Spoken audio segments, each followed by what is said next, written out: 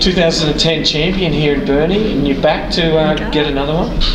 Yeah, well, I'll take it step by step, you know. I'm not really planning to win everything, win every point, but we'll see how it goes, hopefully.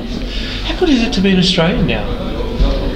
I'm not exactly Australian yet. Okay. I have a residency, but I'm waiting for my passport, which is coming like in a year and a half, so I'm really looking forward to it. Yeah. Unfortunately, I'm playing for Russia all the tournaments except Grand Slams. So. Yeah.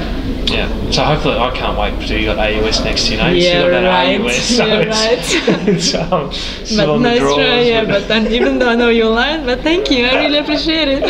And look, tricky conditions out there today. Let's be honest. Yeah. How did you find them? Did you have to change your game to be able to adjust and adapt?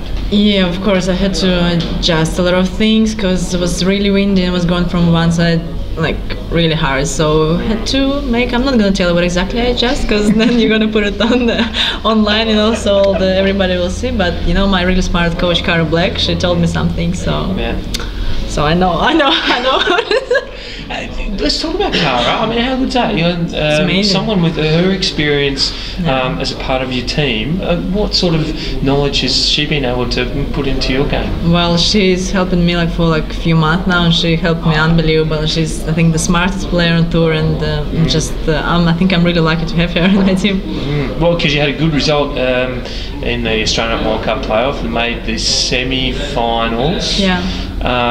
So was she in your corner then? When did you start working with her? Yeah, well, I started working with her during November, like October, November. Then I got a little bit injured, so I couldn't really train during December. So we basically just started like after Australian Open qualies when I was 100% healthy, and but it's already paying off. Like I can see the result right away because she's just. Like, she's really smart and she knows a lot of things about tennis, obviously. Yeah, obviously. And so before you coming to Burnie, obviously you're starting to, it sounds like you're in a good spot, you've got some confidence up, you're playing some good tennis. Did you put any expectations on yourself coming to Burnie? Or are you just happy, you know what, you can see the big picture and you can just take it step by step and be able to improve? Yeah, no, it's not really like about Burnie for me. This week it's just because I have 0 points to defend like till Wimbledon basically because I was injured last year, so my ranking is pretty low. So I'm just wanna find my game again and just take it step by step, and hopefully, like obviously I have the goal like the rest of the year to be like top 100. If I'll be healthy, I think it's pretty manageable. But I just wanna I don't really care about results right now. I just care to find again my game and just to feel good on the court. You talk about find your game. What exactly are you looking for?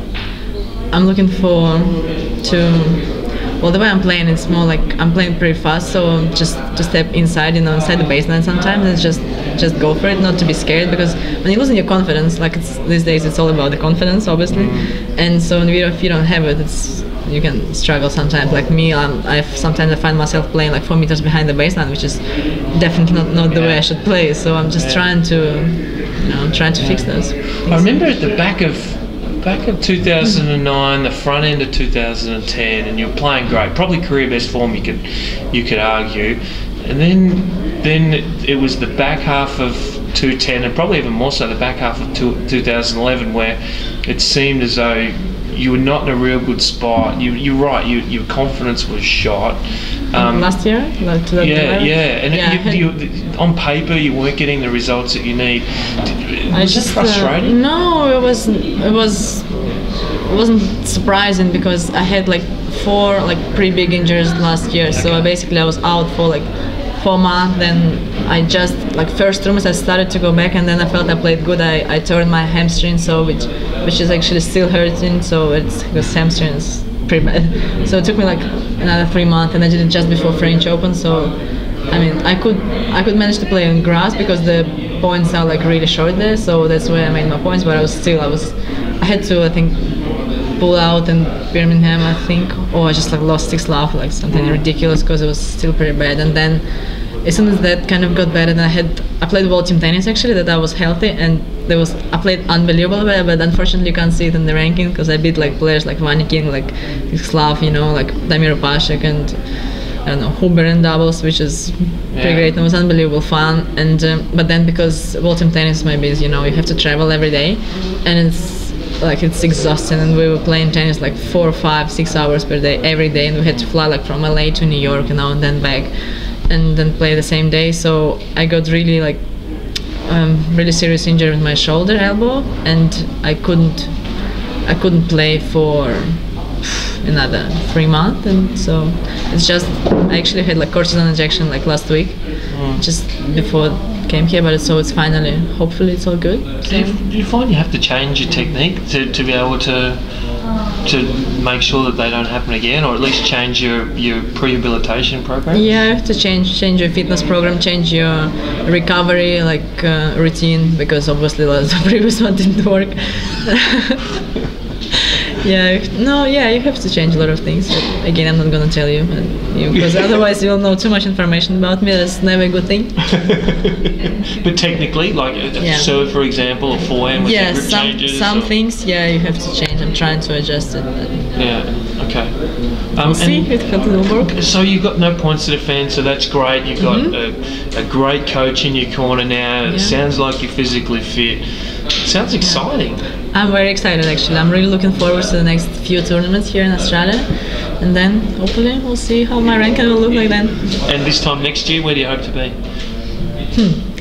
This time next year, I hope not to be here. No, I hope in like top 100. That's my goal for the rest of the year. So we'll see. Okay, and Burnie, what's drawn your attention to Burnie, the town?